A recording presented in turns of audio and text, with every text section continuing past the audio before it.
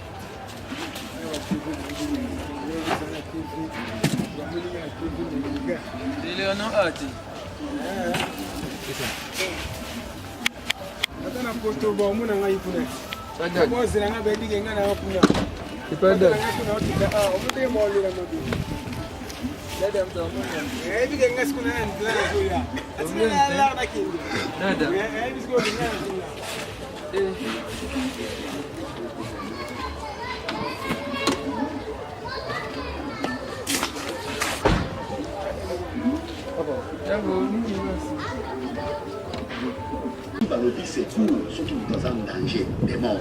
Et danger, il est incapable de se sauver lui-même. La prière, nous avons incapable. Mais voilà, nous nous avons à ça sur la vision. Nous-mêmes, nous ne connaissons pas notre devoir à nous.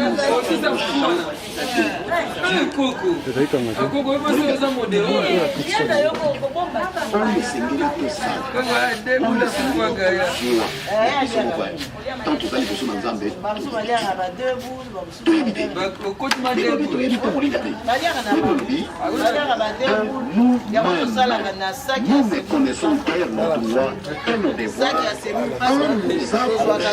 Dieu.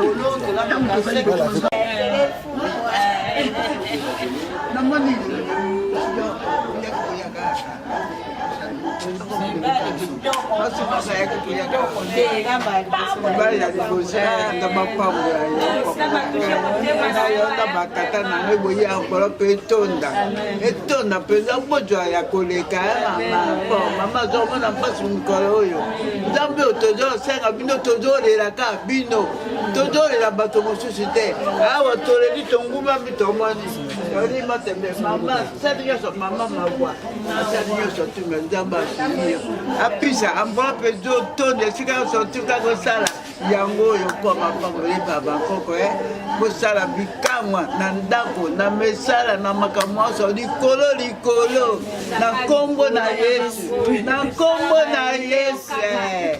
kombo na ngai ko maidisa oya memaka mamoli fe kamali ya mamoli kombo na ngai mama maidisa zaka na Kabinda alobaka me koma alobaka chizite bange tona ndoto malade tona ndoto koma ko betela tamba sala fika kabo ya liboso na subtila polo ndako na ala kaka molileo apuri teo ama atongo na fasi kusoma mpuli totsakuna no mpuli osala po na ubaka mama mama atongo na fasi bato baleke bili moko tozoliaka na bino tozozonga makasi na bino ayeli mwasi moko miso makasi nzambe asala bikamwa asala bikamwa na yo na bino misato bokoya na témoignage koko mailwisa bokowana ndenge baninga bayaka baloba mingi oyo etonda eya na nkombo na Yesu bapapa na nkombo na bobeta maboko na nkombo na Yesu Yesu asala bikamwa amope etonda motuka etambola emata na nkombo na Yesu amen koko amen tosepeli koko nde tomoni na esengo tozosomba mpuli totia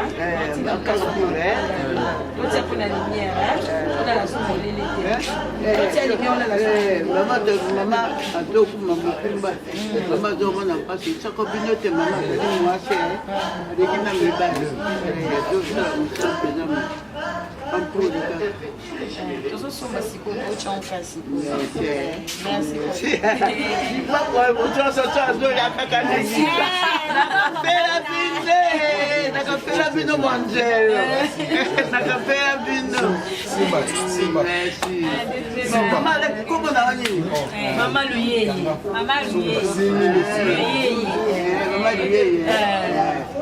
mama mailwisa mama liani mama lobatini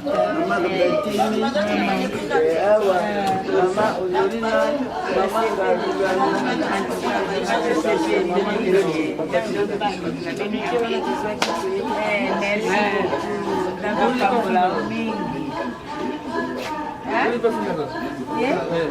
Pandakawa. Pandakawa. Kaka ndinga zokama kaka usala kandenge wana. masakandoko Maite. Ada ntina lubanate. loba merci koko yo komono na Pauline. ma Paulina mwasi apa Lumumba Patrice Emery Lumumba mwasi ne peze Paulina Mtowe na ngai. oh ma Paulina yo ze koloni Ngana zali Mongala. Mongala wapi Biso bato Equateur. Ngana Losako nazali Ngombe Lisala. Mama na ngai oya bote ngai Mbuza tata Ngombe Lisala. Losako kasite Losako ko bandeko na ngai na sepe na bino ya bakoko ndenge bino boye bokuta biso wa mibange to bunaka na maladi boye ozokanga mo photo bwena boye to na baby sima bakoko bwa ko poina to yebi omoni eja esengo mingi muto pe ko luka bino na mabe moya jwa bino ezaete mabe na nyoso kenda ko bwa kama bisika bikauki bino tambulaka na kola batela bino biete ko ma mibange lokola ngaye koko boyo za mona ya zone nini yo za mona zone nini on a lobby zone Kalamu. Siko koli na Kalamu. On a koli zone Kalamu. Na Kalamu. OK. Koko na psa Kalamu oyo. Salut moi bien comme on a koko boye. Ba grand prêtre d'un côté ba grand prêtre et ba papa. santé bien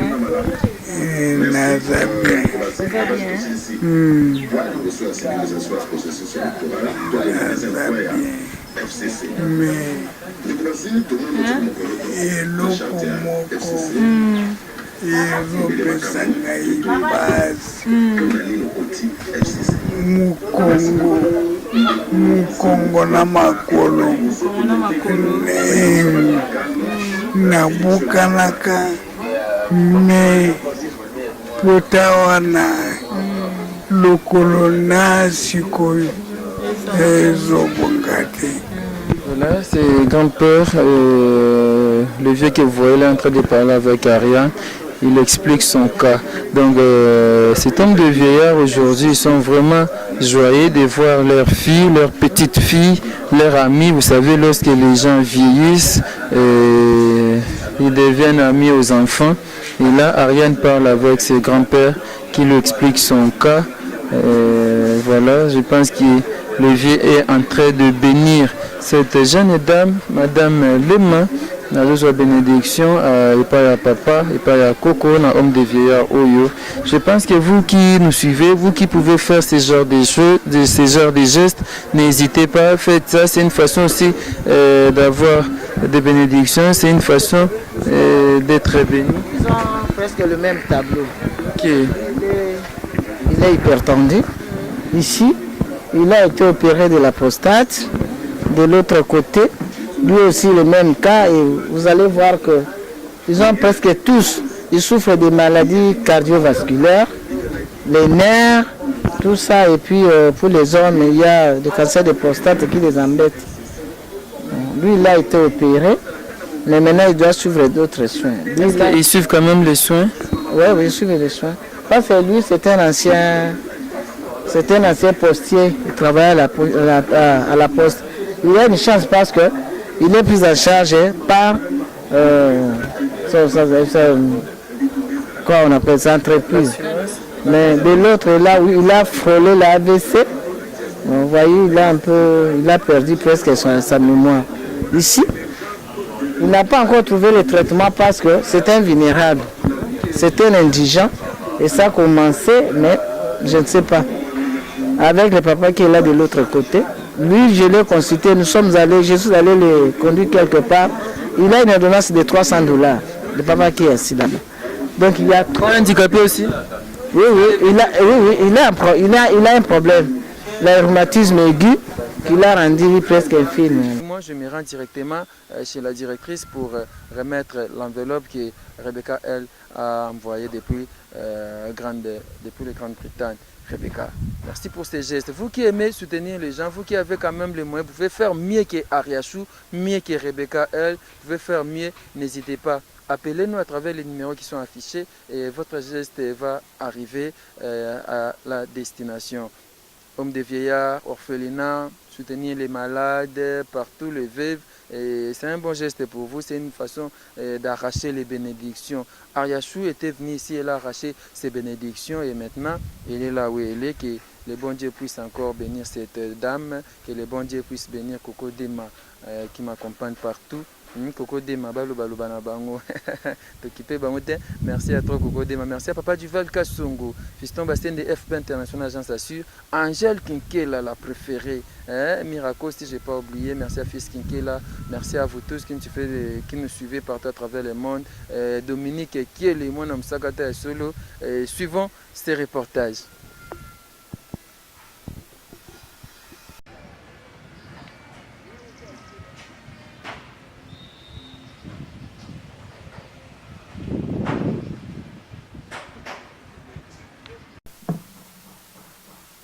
Entrez.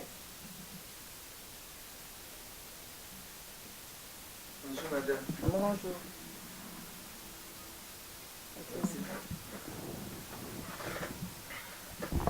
Voilà, comme je vous avais dit, on est donc là avec la directrice.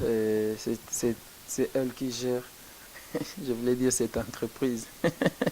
C'est elle qui gère cet homme de vieillard. Vous savez, c'est un peu difficile, mais bon, elle est déjà habituée. Bonjour madame. Bonjour. Bonne santé.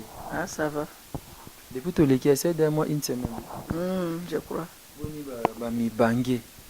Bangé bazana bango, à part mi balo batika kibiso. Otokunda ki moko lobi, mosupe to utisiko na morgue, to utiko bimisa poto kunda pe lobi. Bimisi lelo. Mes condoléances. Merci. Vous comprenez, akufeli famille na ye akufeli moko ya bakoko. Bana na yo bana ya mikolo na ngai ba bébé na ngai. Po ba bébé na ngai surtout oyo akufi, oyo to bimisi lelo.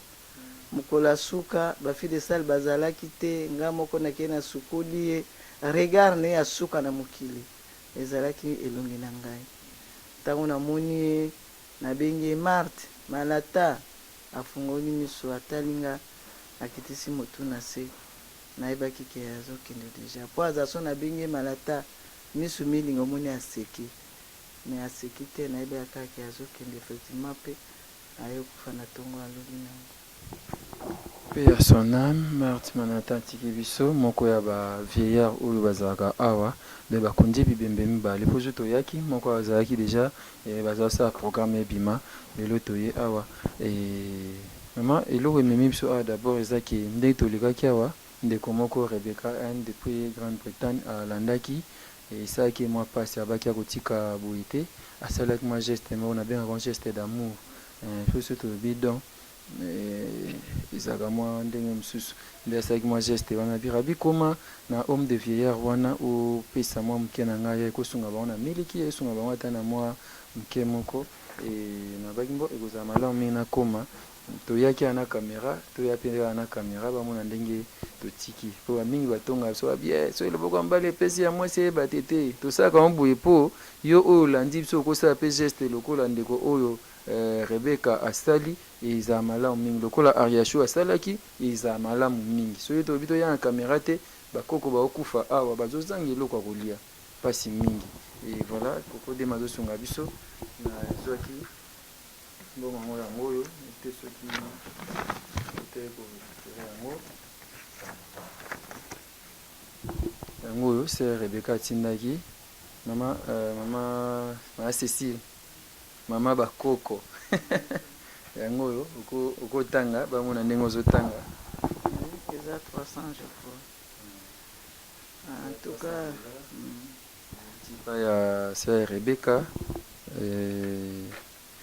nga na garde papier na yaka omona na garder papier peut-être to sele pe moi libondeli eza lipamboli.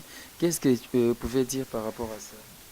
D'abord tant on a okaki maman Rebecca Beninga nazaki nani impressionné parce qu'elle pleurait. Elle avait donc mungongo na izalaki on dirait mutu azo bégayé, on dirait mutu azo lela. Comment na ndenge to lakisaki ba passe na biso tozana ngwawa.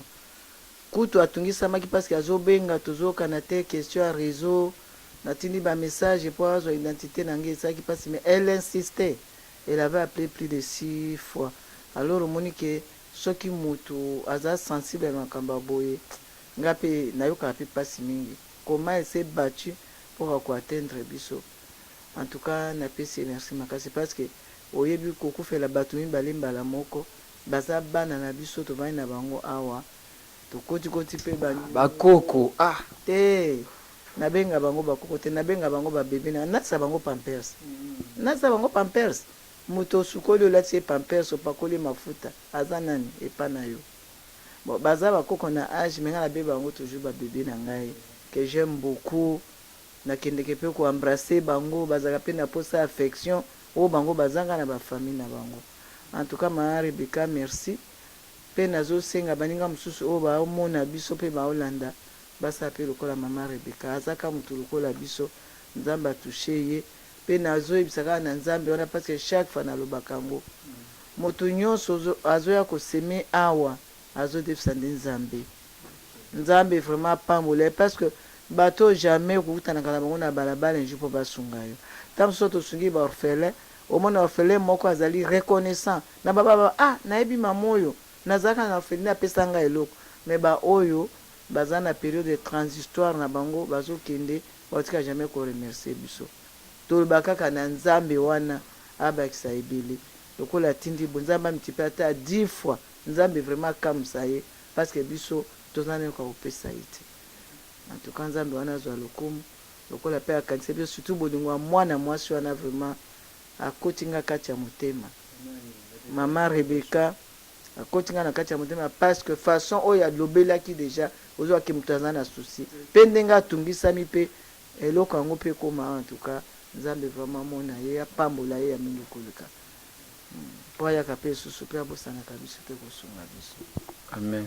Yebisa biso na musika mama bamibange mibale babebe na mibale bakufi ngai mpo na nga mibange bakoko bakufi bozokunda oyo mibale lelo bokunda lobi ebimi lelo yebisa biso siko bawo mosusu baza bien baza mpenza bien te parce que namoni wana bon je souhaite pas que bakufa mais namoni moko azalaka bakufa kaka bakufa mais natao te nalingi te oyo mosusu wana azalaka na problème azali cardiopathe namoni respiration na ye ezobeba omoni yango tolobaka tolobi soki toza na financement toza na mwa mbongo ekopermettre biso topesa bango basoins appropriés mais tellement que toza nango te nde difficulté na biso yango wana moto akoza maladi bozokoka te bozotala kaka ye boye bozomona ke sûrement aokende na kobunga bino.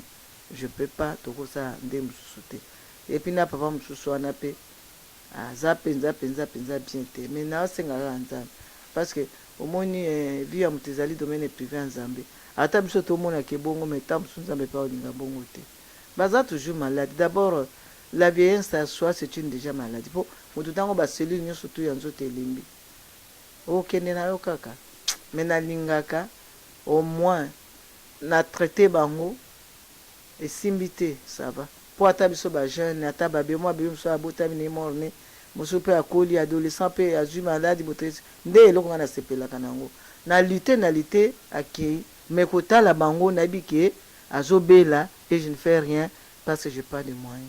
yango nazobisaka bandeko bo vraiment nzambe azosimba bamekaka kosunga biso ne fils que 1 euro par mois kotia yango de côté, ne fils que 1 euro ekosala mam soki euro moko esangani na ba euro mosusu moko wana ekosala ta chaque mois tozwaka ne fils que quelque chose mpona omeka mpe kosunga bango parce que baye apo to précipité liwa na bango te e baye awa seki oyo bango bazwaki na kati ya mabota te ata na communauté nde bango bafandi base retrouver.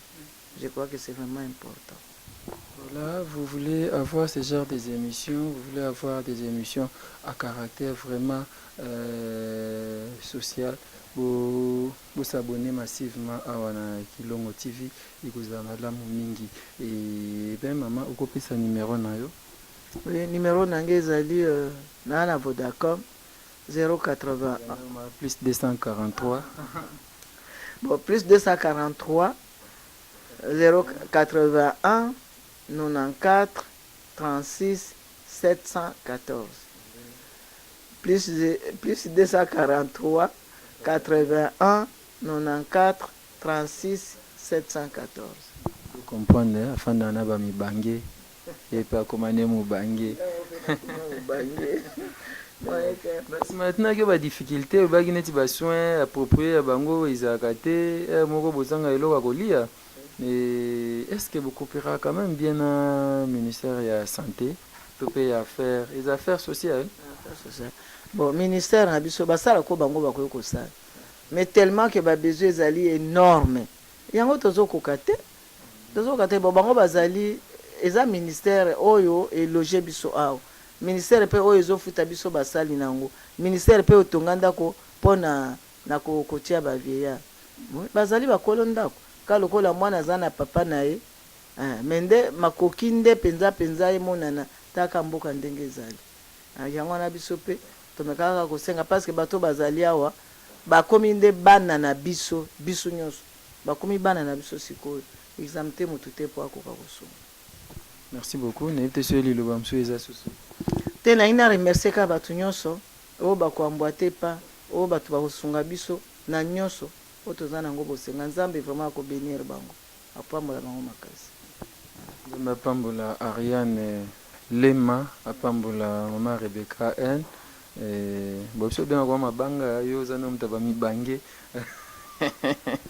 Bien sûr la émission nzambe apambola biso amona Dominique Kiele, papa Duval Kasongo depuis Montréal, maman Marceline nzambe apambola bino apambola Angèle Kinkela, veut dire Angèle Kinkela birabi, bato ba s'abonner massivement na chaîne ezana ba émission moko à caractère social vraiment eza malamu mingi lingo sunga ba orphelin lingo sunga ba veuve lingo sunga ba handicapé ba vieillard s'abonner ou banomona ba vidéo ya ndenge wana awa eza malamu mingi. Merci Angèle Kinkila pour na soutien na yo, merci na bino nyonso bolandaka émission oyo vraiment ba kombo ekimi so na moni ba mibangi onde ba fanda ka boye un jour yo po koma mubangi gloire à Dieu nzambe a comme si bon na âge wana eza lokomo na nkolo to bondelaka tokoma koma mibange na mboka yango eza malamu mingi kasi kimobange yango ya biso eza pe assuré eza pe malamu mingi. Merci na bino so landi biso lelo, merci